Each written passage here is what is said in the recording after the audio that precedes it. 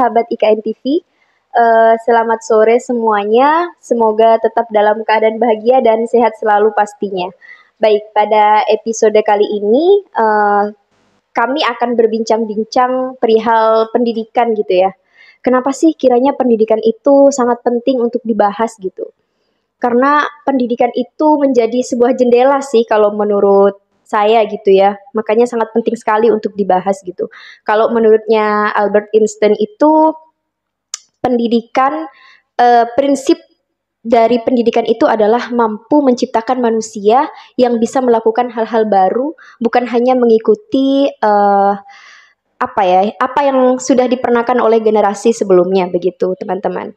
Baik, di sini sudah ada narasumber yang beliau ini bukan salah satu sih, beliau ini merupakan pendiri dari Sekitar Pendidikan, dan kerennya itu Sekitar Pendidikan ini didirikan di tempat yang kriminalitas dan perdagangan itu masih sangat kental sekali begitu teman-teman. Baik, ada pepatah yang mengatakan bahwasanya tak kenal maka tak sayang. Maka pada sore hari ini kita akan berkenalan langsung dengan narasumber kita. Oke, selamat sore Bang Doni. Halo Maria, selamat sore. Halo, gimana Bang kabarnya Bang? Sehat sih, stabil, bahagia, kadang sedih, kadang susah. Manusiawi ya. Ya, Oke, Bang, bisa diceritakan nggak sedikit kesibukan Abang sehari-hari gitu, selain fokus di Sekitar Pendidikan gitu ya? kalau sehari-harinya saya memang kerja di sebuah di sebuah NGO lah untuk isu toleransi dan penelitian, dan juga bekerja sebagai pembuat video sambilan penyanyi juga. Oke, keren sekali ya teman-teman, inspiratif sekali memang beliau ini. Nah ini Bang, kami mau mengupas tuntas gitu suatu komunitas yang sudah Abang dirikan gitu di Kampung Beting itu, yang diberi nama dengan Sekitar Pendidikan gitu. Yang saya mau tanyakan pertama kali adalah kenapa sih Bang, Abang itu memilih pendidikan gitu di situ? Kenapa nggak di bidang yang lainnya seperti bidang perekonomian atau apapun, sosial atau apapun gitu? Nah, jauh memang sebelum saya mendirikan Sekitar Pendidikan, saya memang aktifnya tuh sebagai pembuat video kan. Lalu hampir 3 tahun setelah saya menekuni dunia video, saya cukup dikenal lah kan di Pontianak sebagai pembuat konten video. Nah, namun dalam prosesnya saya tuh merasa kayaknya kurang nih dampak ke kampung saya. Karena tuh saya dari dulu sudah nyadar bahwa at the end of the day, suatu hari nanti apapun yang aku lakukan harus berdampak sama orang yang ada di kampungku, Gangke dan Kampung Beting. Nah, lewat video tuh agak susah karena akses video tuh kan bisa dibilang perlu perlu giat khusus lah untuk memahami video. Nah, akhirnya aku putar otak gimana caranya bisa mendekati orang. Nah, aku memikirkan siapa yang orang yang paling mudah aku dekati itu anak-anak. Nah, lalu setelah itu saya memikirkan kembali apa yang bisa saya lakukan dengan anak-anak. Apakah hanya bermain atau sekedar berkomunitas? Lalu saya berpikir bahwa ternyata setelah merenung kembali, ternyata sebenarnya akses pendidikan itu penting kan. Nah, akhirnya bersama anak-anak kami berkomunitas untuk membangun Sekitar Pendidikan. Dan lewat akses pendidikan itu saya waktu awal-awalnya saya membayangkan bahwa ini akan jadi wadah mereka untuk mengakses proses-proses yang tertinggal lah dibanding banyak anak-anak di luar sana. Nah, itu ada program-program akselerasi lah yang waktu itu aku bilang kayak akselerasi, jadi mempercepat proses tumbuh, berpikir dan berpengalaman. Nah, dari situlah aku waktu itu masih sendiri memberi akses misalnya sekolah catur, sekolah bahasa Inggris, maksudnya kelas catur, kelas bahasa Inggris, kelas visitasi ke kunjungan-kunjungan studi banding ke sekolah-sekolah. Jadi mereka mendapatkan akses itu hampir selama 3 tahun ini. Jadi itu kenapa pendidikan, karena akhirnya aku menemukan ternyata pendidikan itu yang paling mudah diterima orang dan paling berdampak di akar rumput. Jadi anak-anak ini uh, akan berubah seiring dengan pendidikan yang dia dapatkan. Dan itu kan beda sekali ya dengan pendidikan formal yang ada di sekolah, yang terpaku hanya PR, kayak tugas, belum lagi kalau pengalamanku nih dengar cerita adik-adik, mereka tuh banyak di apa ya dikasari oleh guru-gurunya, dan itu kan apa ya tidak merepresentasikan makna pendidikan itu sendiri. Dan aku membayangkan sekitar pendidikan ini jadi alternatif mereka tumbuh dan jadi berdampak lah untuk menyelesaikan problem atau masalah yang ada di kampung Beting ini. Oke. Untuk sekitar pendidikan ini sebenarnya didirikan saat pertama kali ya Bang? Didirikan itu oleh Abang sendiri atau memang Abang sudah ada komunitas gitu atau kumpulan volunteer atau apa gitu? Memang sendiri sih, jadi Sendiri 2 ya? tahun itu sendiri Mar. Jadi sebelum akhirnya sekarang udah masuk tahun keempat kan, itu udah ada 5 pengajar. Tapi benar-benar 2 tahun itu sendirian, dari akses pendanaannya, akses akses mengajarnya, akses menghubungkannya itu masih sendiri. Dan waktu itu memang agak capek sih, tapi aku tuh udah tahu konsekuensi ini bahwa ini kan gerakan sosial dan nggak semua orang tuh mau terlibat penuh. Kalaupun ada yang bisa terlibat, dia hanya sangat minim banget ya, entah seminggu sekali. Itu pun udah sangat berterima kasih. Tapi aku udah yakin awal-awalnya kayaknya aku selama 2 atau 3 tahun ini akan gempur-gempuran untuk membangun ini sendirian. Tapi nggak apa-apa. Tapi sekarang kan udah ada hasilnya. Iya, wow. Dan sekarang udah ada berapa bidang pengembangan bakat di situ Bang? Ada berapa jenis gitu? Ada beberapa sih. Aku bisa sebutkan kayak kelas bahasa Inggris, kelas matematika, kelas musik. Kelas musik tuh ada 2, musik keyboard sama gitar. Kelas memasak, kelas pencak silat, sama kelas vokal, sama kelas edutainment, yaitu kayak hiburan dan pendidikan. Jadi mereka berkunjung ke tempat, sama terakhir kelas inspirasi, jadi mendatangkan orang-orang yang menginspirasi anak-anak untuk misalnya saya ingin jadi koki Bang, tolong datangkan koki ya Bang. Koki, ada yang dokter, mau ingin jadi dokter gigi Bang, oke kita cari koneksinya, datang dokter gigi Bang, saya ingin keliling dunia lah Bang. Nah, kemarin ada teman kan yang kerjanya tuh emang traveler gitu kan, datang juga. Nah itu yang jadi akses kelas-kelasnya. So far berarti ada 9 kelas gitu. Ada 9 kelas dan semuanya ada waktu tersendiri gitu ya Bang? Ya itu sekarang udah ada yang ngajar, catur ada yang ngajar. Dulu kan cuma aku sendiri. Matematika ada yang ngajar, bahasa Inggris ada yang ngajar, musik ada yang ngajar. Gitu, jadi sekarang udah ada macam-macam ngajar. Oke. Yang menarik adalah Bang, di sana itu kan masih kental sekali ya dengan kriminalitas dan perdagangan itu gitu. Responsif dari anak-anak di sana itu gimana sih gitu? Pertama kali didirikan sekitar pendidikan gitu. Responnya senang karena mereka tuh dapat ternyata anak-anak tuh sangat senang ya diajak bermain sama orang dewasa sebenarnya. Bisa dapat akses bacaan, bisa dapat bercengkrama langsung dengan orang dewasa, dalam artian mereka bisa bertukar pikiran, bisa belajar bersama. Mereka tuh sebenarnya sangat senang. Cuman selama ini mereka tuh nggak punya akses itu. Orang-orang dewasa kan selama ini cenderung mengajari, memarahi. Dan itu mereka senang awal-awalnya, senang banget, sampai sekarang masih senang. Dan responnya sangat senang. Cuman memang pada awalnya saya hanya konsepnya itu hanya belajar, main, baca buku, gitu, ngobrol-ngobrol. Ya senang begitu juga dengan orang tuanya. Tapi memang ada mengenai hambatan pasti ada kan. Misalnya kalau memang kecenderungannya kalau ada orang dewasa main sama anak-anak kan pasti akan ditanya tuh kenapa ini kenapa.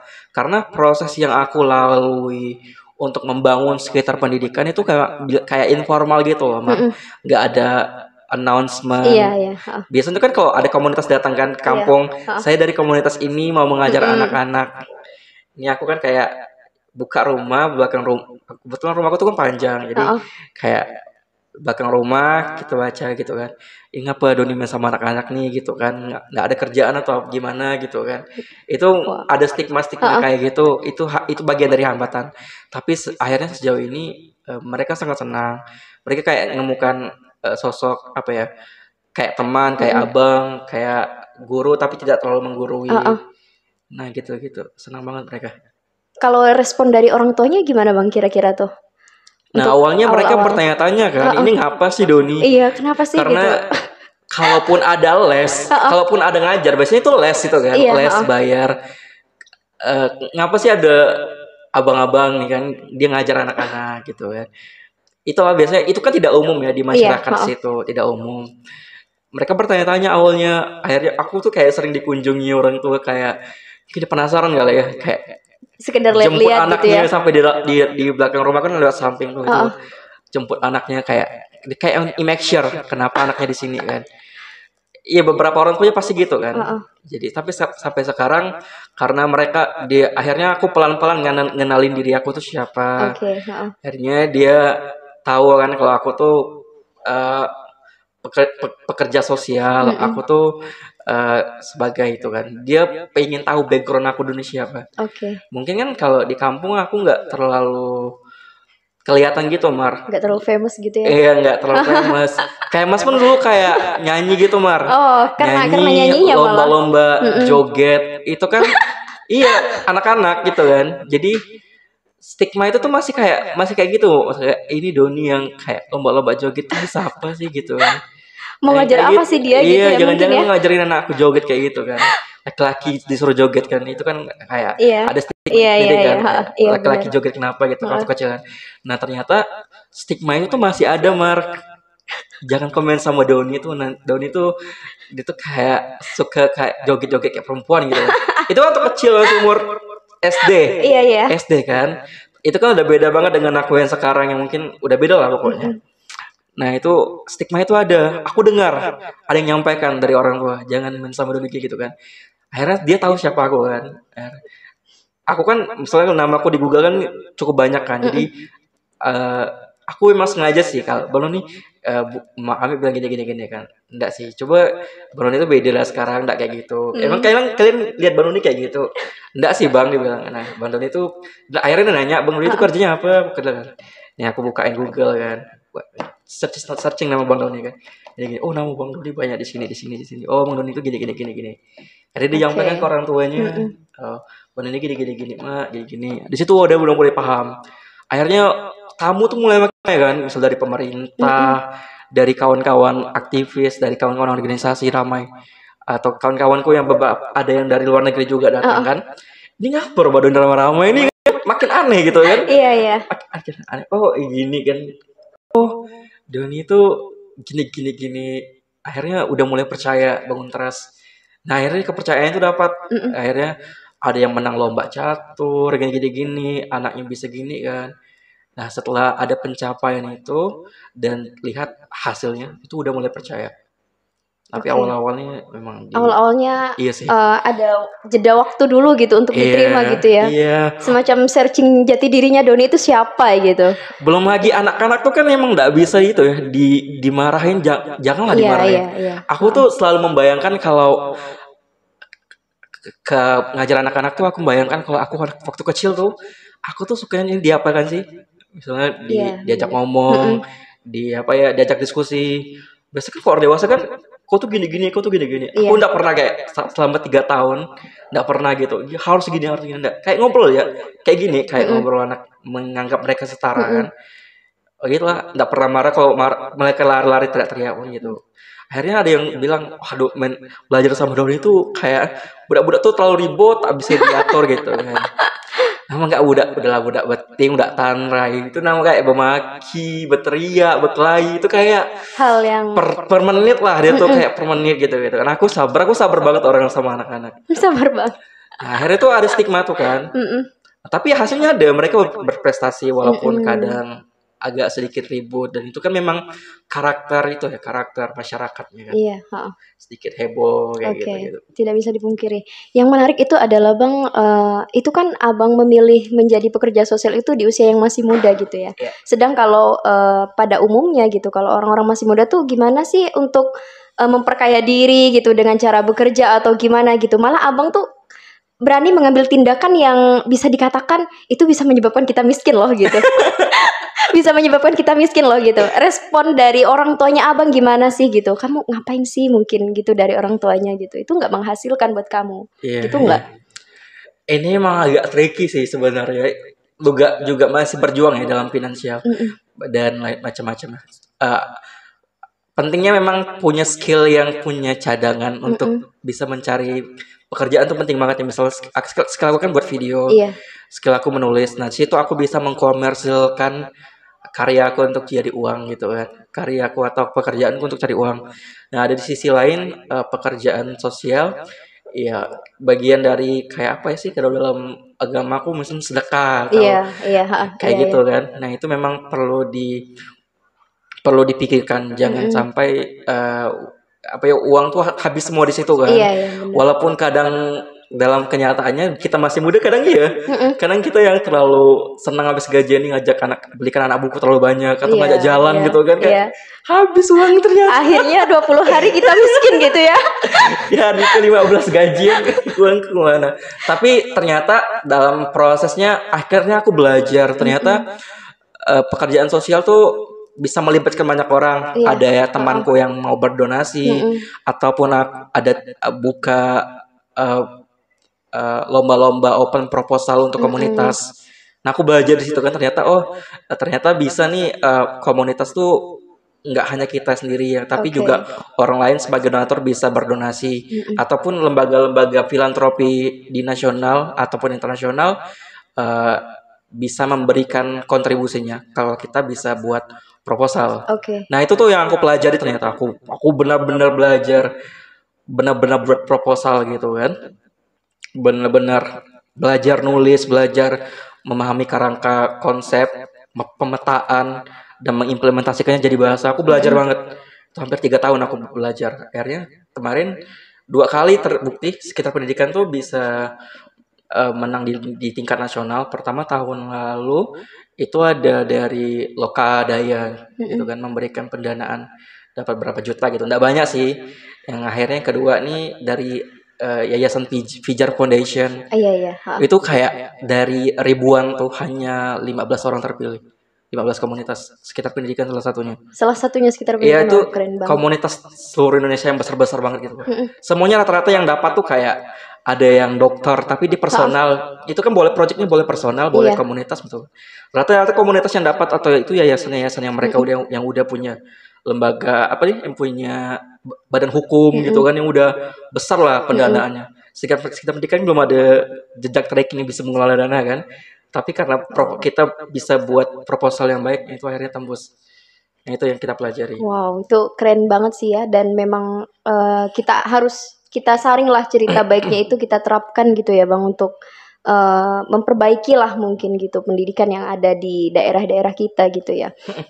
Yang menarik ini adalah Bang, kalau sekarang ini sekitar pendidikan sudah berjalan berapa lama sih Bang? Ini masuk tahun keempat, jadi 3 tahun lebih. 3 tahun lebih. Dan sekarang kan udah ada beberapa volunteer gitu ya. Jadi Abang bener-bener udah nggak seberapa fokus kayak yang pertama kali gitu. Iya, lebih terbantu kehadiran teman-teman. Kalau tempatnya masih di rumah Abang ya? Sekarang ada 2. Wow, satu udah cabangnya. Wow. Walaupun berdekat sih, Mar. Satu di rumah belakang rumahku, satunya lagi di belakang Masjid Jami. Itu ada Pak RT yang punya kayak bangunan kosong gitu kan. Memang dia menyedekahkan bangunan itu untuk jadi tempat belajar. Sekitar pendidikan gitu ya. Kalau volunteernya sendiri Abang ngambilnya dari pemuda Beting juga atau bisa dari luar, siapapun yang mau gabung ke situ gitu? Kemarin memang diprioritaskan orang-orang situ sih. Memang orang-orang Beting. Cuman jarang ya ternyata yang mau. Iyalah, pastilah. Kayak teman-temanku tuh, ini sedihnya sih, kayak di teman-temanku setingkatku tuh memang orientasinya mungkin udah kerja, udah nikah, beberapa pun baru saja tahun ini, bulan ini kayak 3 bulan ini temanku 2 masuk penjara gara-gara jual narkoba. Jadi tuh circle-nya kayak pelik banget gitu, Mar. Kalau yang enak tuh enak banget, tapi mereka yang kayak ansos gitu lah. Iya. Yang dia survive tapi dia akhirnya ada yang jual narkoba. Jadi circle yang kayak aku nih emang agak jarang gitu yang mau kerja sosial gitu, jarang. Iyalah. Jadi tuh ada sih satu nemukan temanku juga dia pekerja sosial tapi dia di tata kota gitu kan.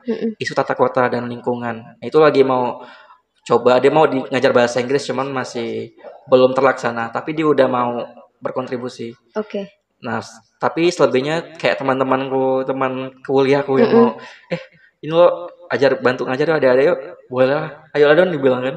Sederhana kayak teman-teman nongkrong itu, yuk ngajar adik aku yuk gitu kan.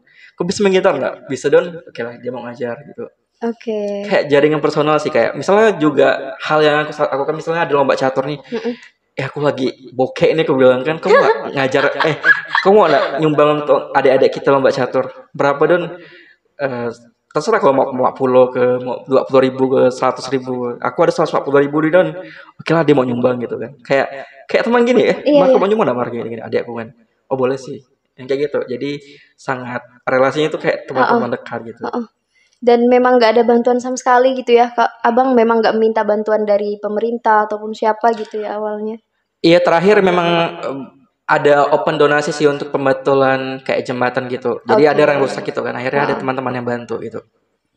Wow, itu keren banget sih. Kalau sekarang gimana nih Bang? Abang kan sekarang fokusnya nggak hanya di sekitar pendidikan, juga kerja sampingan jadi penyanyi gitu. Kemudian kerjanya juga di Saka gitu. Untuk manajemen waktunya gitu. Sekalipun Abang memang nggak fokus di situ, tapi kan setidaknya Abang harus memantau gimana nih adik-adik nih gitu. Gimana? Nah, memang salah satu resolusi tahun 2023 nih aku belajar manajemen waktu sih. Jadi jam waktuku di Saka kan misalnya dari jam 10 sampai jam 6 jam lah, kan aku porsikan 6 jam kerja. Itu kayak sampai jam 3 aku udah harus tutup laptop gitu kan. Aku udah tutup laptop, udah nggak bikin kerjaan Saka.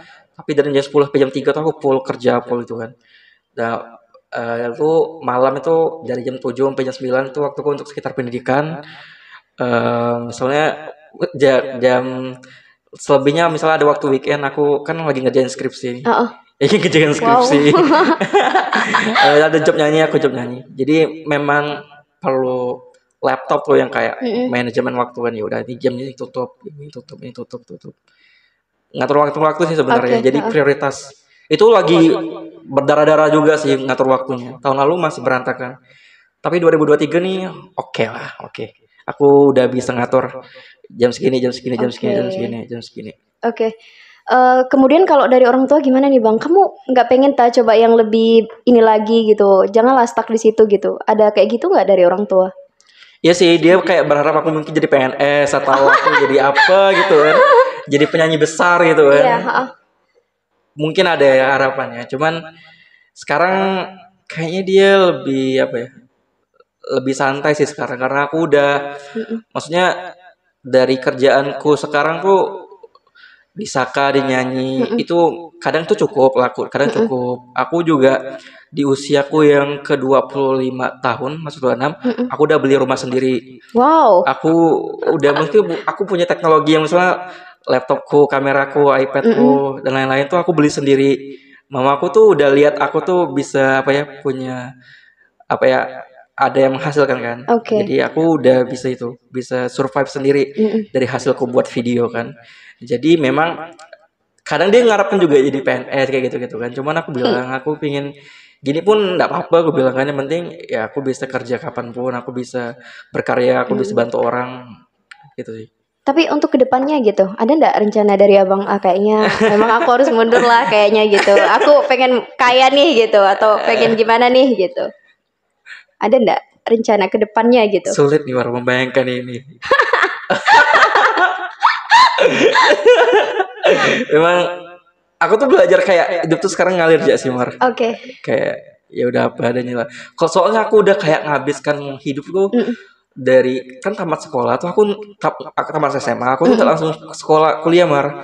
Aku kerja dulu 2 tahun. Wow. Ada gap time gitu lah. Gap time tuh aku kayak kerja gini, organisasi sampai kuliah semester sekarang nih semester akhir aku masih kayak sambil kerja gitu kan. Jadi aku udah hampir 8 tahun nih kerja nih. Udah 9 tahun. Hampir 9 tahun kerja terus kan. Aku kayak udah mati-matian cari uang gitu kan. Walaupun enggak kaya-kaya. anak kaya. Tapi itulah, tapi senang sih soalnya ada titik momen tuh ternyata video tuh kalau misalnya dapat sponsor yang oke, kadang juga oke. Aku pingin kayak kalau kerjaan sih aku pingin ngembangin video dokumentarku gitu, Mar. Jadi cari sponsor yang lebih besar gitu. Cari sponsor yang lebih besar yang mau mendanai project-projectku gitu. Wow. Dan kemudian nih harapan abang nih untuk sekitar pendidikan ke depannya gimana gitu? Abang mau ada rencana buka cabang di bidang lain kah gitu? Sekitar pendidikan? Iya, memang harapanku sih adik-adikku memang aku lebih harap ke mereka sih. Adik-adikku nih bisa implementasikan ilmunya. Mereka juga udah berprestasi kan. Mereka berharap apa ya? Ini kan mereka kan ada yang dari mau masuk SMP nih, ada yang juga baru kelas 2 SD, macam-macam, ada SD, ada yang SMP. Mereka bisa berprestasi. Mereka udah mulai lebih kritis, itu harapannya. Makin banyak orang yang mau berpartisipasi, jadi donatur atau kayak ngajar, jadi volunteer. Dan iya memang aku tuh merasa banyak sekali ya ternyata orang di dunia itu butuh bantuan gitu. Anak-anak masalah kita bahas pendidikan tuh rasanya tuh ndak bisa dipisahkan dengan isu kelas. Kelas ini artinya ekonomi kan. Terlalu banyak orang miskin ataupun orang yang tidak berpendidikan tuh ternyata tuh butuh bantuan. Butuh bantuannya itu bukan cuma uang tapi pendidikan. Dan aku ngerasa memang sekitar pendidikan ini harus banyak menghadirkan ke tempat-tempat lainnya sih biar menjangkau ke orang banyak. Kalaupun tidak sekitar pendidikan atau adalah organisasi yang lain sekitar pendidikan bisa support apa gitu kan. Itu yang harapan aku sih biar apa ya anak-anak mengurangi apa ya circle kemiskinan nanti di masa depan kan. Kita kan fokusnya pembekalan bakat kan. Jadi barangkali bakat-bakat yang dia punya nanti ini bisa jadi apa ya bekal dia untuk bekerja atau berkarya nanti. Oke. Untuk target dari sekitar pendidikan ini sebenarnya siapa aja sih Bang sebenarnya? Apakah just anak-anak beting gitu atau dari daerah lain mau gabung di sekitar pendidikan gitu, mau belajar di situ boleh nggak kira-kira? Targetnya siapa aja gitu? Yang belajar ya? Ya belajar sih memang orang-orang itu sih karena dekat kan. Jadi mereka tuh kayak teman-teman main mereka sih, Mar. Kayak ada kelompok anak main nih kan. Kita buka cabang. Pasti dia datang sini. Satu datang tuh semuanya datang. Jadi anak-anak tuh nggak perlu disuruh datang kayak. Dia datang sendiri. Jadi dengan kawannya nggak pernah tuh aku kayak sini. Nggak pernah. Kayak aku buka keluar rumah. Aku udah keluar rumah mereka datang semua datang satu. Tidak kawan-kawannya gitu kan. Memang tergantung di mana dia didirikan Iya sebenarnya. benar. Kan kalau kejauhan kasihan gitu. Iyalah. Ini nih, aku kalau ngelihat teman-teman gitu ya, adik-adik yang seharusnya sekolah di waktunya sekolah mereka malah nggak sekolah gitu, suka gimana gitu, suka terguncang gitu hati tuh Bang. Abang menyikapi itu gimana sih sebagai abang kan udah bisa dikatakan berhasil lah gitu ya mendirikan komunitas pendidikan. Tanggapan abang gimana sih dengan adik-adik yang seharusnya sekolah malah nggak sekolah gitu, nggak mengembangkan bakat pun enggak mereka gitu? Iya memang, ya kadang ini tuh sulit ya untuk dikatakan, cuman ini tuh fakta sebenarnya. Kita kan orang tua itu kan memang melahirkan anak dia. Apa ya? Kadang mereka belum berpikir tuh untuk apakah anak ini punya tabungan, apakah anak ini dipastikan bisa bersekolah. Nah kadang aku tuh berpikir bahwa siklus kehidupan tuh kayak autopilot gitu loh, orang yang penting nambah anak, sehingga akhirnya kemiskinan, ketidakmampuan untuk mengakses pendidikan itu bertambah banyak. Dan aku melihat sedih sekali kalau lihat situasi-situasi kayak gini, di mana memang akses pendidikan tuh seharusnya jadi individual basic right gitu, hak dasar manusia untuk mengakses pendidikan. Dan sebenarnya itu udah dijamin pemerintah kan sampai 12 tahun. 12 tahun kan. Jadi tapi kadang gitu tapi kadang untuk bersekolah memberi bekal itu kan ada yang saking miskin itu nggak mampu kan. Atau memang kadang orang tuanya itu udah nggak pikir, yang penting anaknya bisa bantu dia kerja gitu kan. Itu sedih banget melihat realita itu. Nah, cuman kasusnya di sekitar pendidikan tuh ini agak beda sih. Rata-rata tuh mereka ada yang miskin banget, ada yang kaya banget malahan. Tapi yang kaya banget nih itu kayaknya nggak mampu, aku kerja seumur hidup pun nggak akan bisa kaya dari salah satu adikku gini kan. Tapi ya dia kaya karena orang tuanya pengedar bandar besar narkoba. Nah, yang aku lakukan tuh sebenarnya gini, biar nanti ketika dia besar itu ada apa ya, tingkat kritikal dia bisa mengkritik atau tidak meneruskan apa yang telah dilakukan orang tuanya. Aku tuh bener-bener melakukannya tuh kayak pelan-pelan gitu, tapi nggak mau terlalu frontal gitu kan, karena aku yakin juga ternyata kenapa banyak juga karena tekanan sosial dia nggak bisa bekerja kan. Itu kayak dia kayak circle setan gitu loh, nggak bisa kerja, akhirnya akses kerja, akhirnya juga ada yang nggak mampu kerja, ada yang kriminal, terus mutar-mutar gitu kan. Nah, adik-adikku tuh masalah di situ. Masalahnya di situ kan. Yang aku coba apa ya? Ini agak beda nih kadang. Itu kalau aku tuh kadang mikir, ini aku mau bantu dia tapi aku yang miskin ya, dia yang orang kaya aku bilang kan. Tapi aku nih harus melakukan sesuatu karena ini tuh besar banget dampaknya. Aku ngelihat sendiri bagaimana keluargaku ada yang terkena. Itu tuh hancur sih, kayak keluarga ya kayak broken gitu. Ada satu orang aja nih di rumah yang broken. Pakai itu kayak keluarganya berantakan banget sih. Aku lihat tetanggaku dari ujung ke ujung. Satu rumah tuh satu orang pasti ada yang aku lihat yang kayak stres lah atau gitu kan. Termasuk di keluarga aku. Dan aku udah ngeliat betapa hancurnya aku tumbuh dari kecil sampai besar, ngeliat orang tuaku kelahi sama abangku sama itu kan. Kalau kadang mentalku juga udah sebenarnya rusak nih dalam nih. I break inside, tapi coba dibetul-betulkan lah kayak gimana caranya. Nah ini aku yang pola ini yang ingin aku ubah ketika nanti udah besar kan. Mereka yang tidak akan melanjutkan pekerjaan itu, mereka punya akses pekerjaan yang lain. Tapi aku juga melihat sebenarnya kecenderungan orang-orang yang jual narkoba di kampungku, dia sebenarnya ingin anaknya keluar dari circle itu. Dia jadikan anaknya atlet, ada yang ingin jadikan anaknya ini dokter, perawat, ada. Aku lihat itu banget. Dia ngirim anaknya sekolah keluar Jawa. Aku lihat kayak dia pingin deh keluarkan anak dari itu. Pasti dari orang tua. Dia merelakan dirinya melakukan. Aku pikir buruk ya. Aku pikir buruk, tapi terserah lah orang mikir apa. Buruk ya karena itu ya. Nah jadi aku mikir itu, aku pingin adik-adikku tuh lepas dari circle itu. Di mereka sadar, walaupun ini agak tricky nih kalau aku salah ngomong, kalau aku salah bergerak, mungkin mereka akan melakukan sesuatu gerakan yang masif, memboikot sekitar pendidikan kan, meneror sekitar pendidikan, entah apa itu. Ya mungkin agak tricky-nya di situ, karena aku ngelawannya tuh untung lewat pendidikan, jadi lebih enak gitu ya. Aku kebayang sih kalau ada di posisi Bang Doni itu mungkin aku nggak akan bisa gitu membuat gerakan besar itu. Bahkan mungkin aku akan stuck di tempat itu aja gitu. Wow, dan itu sangat keren banget sih Bang kalau menurut aku ya, dan memang harus dicontoh gitu untuk teman-teman semuanya gitu. Bahwasanya sekalipun kita ada di circle setan gitu ya, kita bilang itu circle setan gitu, pasti ada jalan keluarnya gitu. Iya. Dan ini cerita dikit sih, misalnya 60% anak muridku tuh orang tuanya lagi di penjara. Wow. Iya, dan 60% ya, itu banyak banget kan.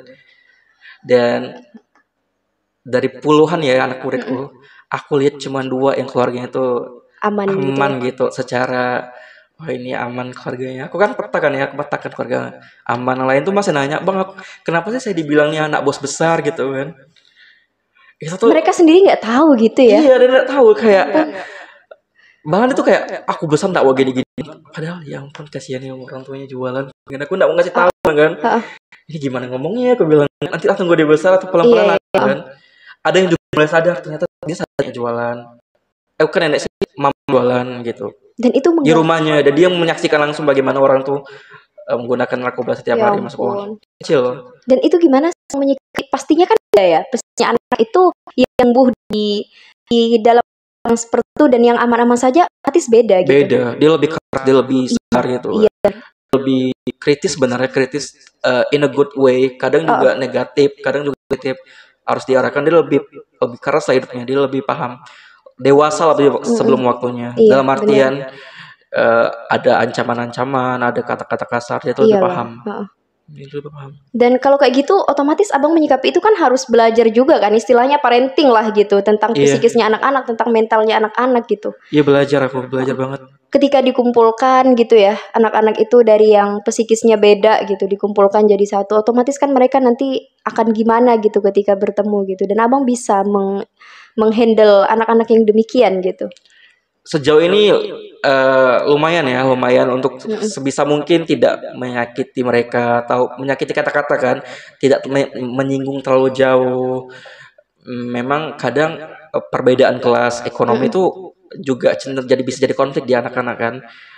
Itu yang akhirnya kita bisa memetakan mereka dari keluarga mana. Akhirnya kita tahu kan mengakomodir dia kepentingannya apa, kebutuhan anak ini gimana, apa kecenderungan dia dibesarkan orang tuanya kayak gimana. Dan aku memang cenderung mendorong, misalnya ada Ani tuh kasihan kalau kita punya duit, dia kan ada miskin banget tuh kan. Ya ampun. Kalau kita ada duit tuh jamin lah dia gitu kan, kayak gitu. Kasih mereka, sekarang lagi bangun jiwa-jiwa sosial ini, kayak kita apa-apa tuh kita jamin yang lebih miskin, kawan kita yang lebih, adik kawan teman yang lebih miskin gitu kan, itu mereka patungan jamin gitu kan. Oke, ini question about yourself sih, tentang diri abang gitu ya. Maria aja nih bang, nggak tumbuh besar di lingkungan yang seperti itu gitu, masih bisa dikatakan aman lah gitu ya.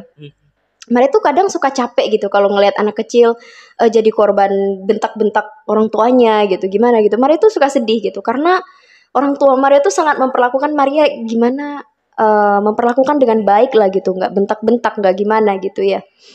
Dan kadang tuh karena Maria ini kan tipikal orang yang overthinking kan, overthinker banget Maria ini. Jadi kadang tuh mikir, kayaknya aku nggak usah punya anak deh karena capek banget gitu mikirin hal kayak gitu. Kalau abang tuh gimana gitu? Dari sekian banyaknya adik-adik yang abang temani belajar gitu, gimana sih kalau dari abang sendiri gitu? Gimana apanya dulu? Gimana menyikapi itulah gitu tentang diri abang gitu? Apakah ada semacam kayaknya aku nggak usah gini lah gitu, kayaknya aku nggak usah punya anak lah atau gimana lah gitu? Ini ups and down sih pertanyaannya, agak sedikit menjebak ya. Tapi gini sih Mara, aku tuh percaya ternyata tuh setiap manusia tuh dia dilahirkan dengan role masing-masingnya, peran masing-masing. Sekarang sih aku masih fokus ya ingin menghabiskan waktu untuk mengajar seumur hidup gitu kan.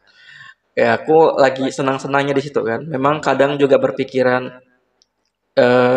sekarang aku lebih berpikiran untuk belum ingin menikah atau belum ingin memiliki anak. Mungkin teman-temanku ada yang udah nikah umur 25, 26, bahkan ada yang udah banyak cerai temanku. Jadi sekarang di poin aku belum ingin menikah, belum ingin punya anak. Sekarang tuh aku merasa hidupku lebih berarti ketika bantu anak adik-adikku, bantu adik-adikku kan. Itu udah 2 tahun yang lalu aku ngomong itu kan, maksudnya sampai sekarang kayaknya. Tapi memang agak berat sih untuk memutuskan itu, ngatakan itu sekarang. Tapi memang akhirnya aku ngambil keputusan, ya udah nggak apa-apa sekarang. Aku nggak tahu sih, manusia kan bisa berubah kapan-kapan. Iyalah ya. Bisa berubah kapanpun gitu kan. Tapi memang sekarang sih aku ingin terus mengajar, terus mendampingi adik-adikku, terus ingin bekerja, berkarya gitu kan. Jadi aku merasa hidupku lebih bermakna dan lebih bahagia di sini. Tapi kadang kalau aku ngomong gini, teman-temanku yang malah kayak nanti kamu kesepian di hari tua kamu gitu kan. Iya. Tapi itu aku percaya kalau kita bantu orang tuh, nanti orang-orang itu yang nanti hadir kalau kita udah tua. Tapi memang enggak berharap juga sih. Iyalah. Kalau kita punya tabungan yang baik kan, barangkali pas tua nanti tabungan itu yang bisa save kesehatan kita, asuransinya atau gimana gitu.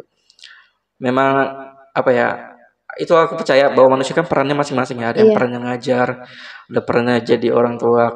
Aku sih enggak mengatakan punya anak buruk ya. Punya anak tuh baik banget sebenarnya. Baik banget. Tapi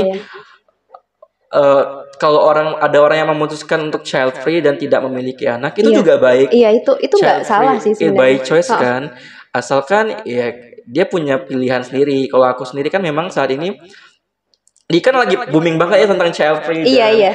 Kehebohan nih, karena ini agak di luar topik sebenarnya, tapi enggak apa-apa aku jawab. child free, tentang tidak memiliki anak, karena memang saat ini kan banyaknya manusia tuh terlalu banyak di dunia ini, aku percaya. Dan banyak sekali yang butuh pertolongan.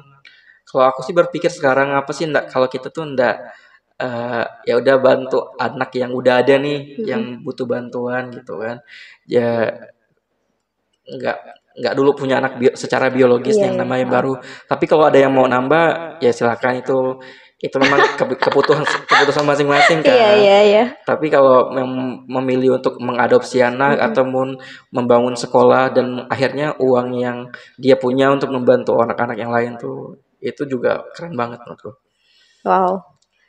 Tapi abang nggak capek ya gitu dengan beberapa konflik dari anak-anak tadi itu yang abang dengarkan dari mereka secara langsung, secara langsung gitu. Kayak itu yang buat aku, itu konsekuensinya dari pekerja sosial sih. Jadi pekerja sosial tuh dia akan dapat selalu bayangan tentang kemungkinan terburuk dalam hidup. Misalnya tentang aku di kantorku yang di NGO satunya, belajar tentang toleransi dan belajar juga tentang konflik. Kita tuh harus selalu membayangkan tentang konflik.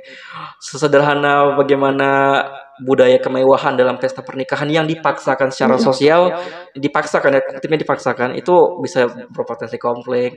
Bagaimana akhirnya isu-isu anak tuh, kalau ada anak-anak yang tidak dididik secara baik, malah aku akan jadi masalah sosial dan pemerintah gitu kan. Nah, aku tuh belajar banget tuh.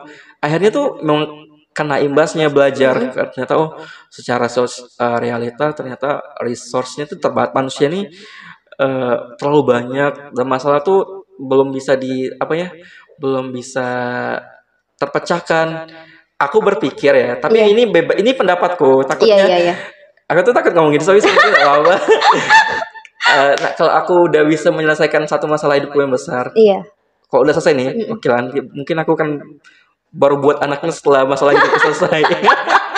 Tapi kalau nggak selesai kayaknya, ya udah aku mungkin ya sampai tua akan berjalan di langkah ini untuk pendidikan anak-anak. Kalau aku sih sampai saat ini masih dibayang-bayangi gitu ya, masih dibayang-bayangi rasa takut gitu. Karena at the moment aku tuh pernah ngikut pengabdian gitu di Jawa, dan itu benar-benar pelosok banget di situ. Dan aku tuh sedih banget gitu ngelihat sistem pendidikannya di sana. Ada sekolahnya dan itu sekolah negeri gitu, tapi nggak ada gurunya yang datang. Nggak ada gurunya yang datang gitu. Padahal kan seharusnya ada dong gitu, ada guru yang datang gitu. Sejauh apapun kalau memang sudah ditugaskan di situ ada gitu. Dan akhirnya mereka itu malah memilih nggak sekolah, ya buat apa juga sekolah. Dan usia mereka tuh ada yang 11 tahun udah nikah gitu. Ya ampun. Udah nikah, dan aku sedih ngeliat anak-anaknya dong. Bayangkan nikah 11 tahun, usia 12 tahun udah gendong anak gitu kan. Udah kayak kakak adik kan otomatis gitu. Dan itu sama-sama gak sekolah gitu. Pas aku udah mikir ke depannya, kayaknya aku capek lah gitu mikirin ini. Dan kayaknya aku gak mau lah gitu. Gak mau nambah beban lebih banyak lah gitu. Karena aku pikir anak-anak yang seharusnya di waktu sekolah gitu ya, malah mereka nggak sekolah gitu. Nggak usah jauh-jauh ke Jawa lah gitu. Kita di Pontianak aja, di arah tol itu kan, lampu merah. Waktunya mereka sekolah jam 9, mereka nggak sekolah gitu, malah minta-minta gitu. Kadang aku kalau ngeliat mereka tuh suka yang, aduh nggak usah sekolah lah, biar nggak nambah beban gitu. Aku sampai mikir kayak gitu loh bang, kalau capek. Iya sih, itu kalau aku tuh percaya akses pendidikan, kemiskinan, dan lain-lain tuh akan sangat dipengaruhi oleh kelas dan status ekonomi kita. Iya, benar. Itu kan kayak sistemik ya, sistemik. Itu akan terus diturunkan. Dan memang faktanya, kalau orang yang lahir dari keluarga miskin dan keluarga tidak berpendidikan, dia sangat besar kemungkinan terjadi miskin dan tidak berpendidikan. Itu tuh kayak besar banget. Kalaupun ada yang dia bisa mengakses pendidikan, itu mungkin yang beruntung. Dan memang kadang ada sih yang mengglorifikasi, ternyata aku dulu miskin sekarang aku jadi kaya raya. Itu kayak beberapa motivator memang ada, tapi itu sangat minim jumlahnya, kayak minim banget kayak. Dan kisah-kisah yang miskin itu tuh lebih banyak tapi nggak terpublikasi. Nah itu karena budaya glorifikasi manusia untuk menjadi kaya itu kan tinggi banget ya. Dan aku percaya isu kelas, apapun pembahasan kita, maka aku bilang apapun pembahasan kita, jangan pernah pisahkan dari isu kelas. Isu kelas sosial, ekonomi, itu akan sangat berdampak. Termasuk kita bisa kuliah apapun itu kan karena orang tua kita mampu kan. Iya. Kalau nggak mampu ya nggak mungkin. Oke. Mungkin sih, tapi pun itu kayak kecil banget kemungkinan. Mungkin kita akan disibukkan dengan mencari makan. Iyalah, untuk bertahan hidup gitu ya, daripada sekolah gitu. Iya. Apalagi ada bahasa yang buat apa sih sekolah gitu, hanya menghabiskan uang gitu. Beberapa orang, bagi orang yang sulit ya. Iya. Ini ceritanya udah kemana-mana ya Bang ya, dan tapi baik sih, aku itu pikir masih baik. Berkorelasi ya tentang pendidikan. Tapi kurasa ini perlulah didengarkan gitu ya untuk teman-teman. Semuanya gitu bisa diambil hasanahnya gitu, bisa diambil baiknya gitu dari Bang Doni ini gitu. Gimana beliau ini dibesarkan di daerah yang seperti itu, tapi beliau bisa membuat gebrakan gitu yang apa ya, yang besar gitulah, gebrakan yang besar dan tindakan yang kalau kita pikir gitu nggak masuk akal gitu. Iya kan, kalau aku mikir sih nggak masuk akal lah gitu, ngapain gitu? Itu mempermiskin diri gitu, menghabiskan waktu gitu. Tapi Bang Doni ini mau gitu teman-teman, mau berjuang di situ. Oke, Bang, di sini kan otomatis nanti banyak nih teman-teman anak muda juga yang akan menonton podcast kita gitu. Kasihkan apa ya, sepatah dua kata lah untuk mereka gitu. Aku sangat susah untuk ngasih orang nasihat sih, karena aku tuh nggak sempurna banget jadi mungkin karena suka merendah ya Anda. Ya aku kayak gitu. Tapi mungkin itu sih, tetap berusaha. Karena aku percaya kita tuh akan merasa lebih hidup kalau kita tuh berdampak secara sosial. Ya, kamu akan merasa hidup kalau kamu merasakan penderitaan orang lain. Ya, kalau kamu memilih untuk hidup secara personal, yaitu urusan Anda. Tapi alangkah lebih baiknya kalau ingin merasakan hidup, ya harus merasakan penderitaan dan mencoba mengurai rasa penderitaan itu untuk untuk hidup yang lebih baik. Wow. Oke, terima kasih ya Bang ya sudah mampir di podcast IKN Bang. Terima kasih sudah mampir gitu, dan terima kasih juga sudah ngasih kesempatan untuk Maria belajar gitu ya di sini, karena Maria juga belajar sih sebenarnya gitu. Oke, teman-teman jangan lupa tetap ditonton ya podcast IKN TV. Jangan lupa di like, komen, dan subscribe. Oke. Terima kasih Bang Doni. Assalamualaikum warahmatullahi wabarakatuh. Assalamualaikum warahmatullahi wabarakatuh.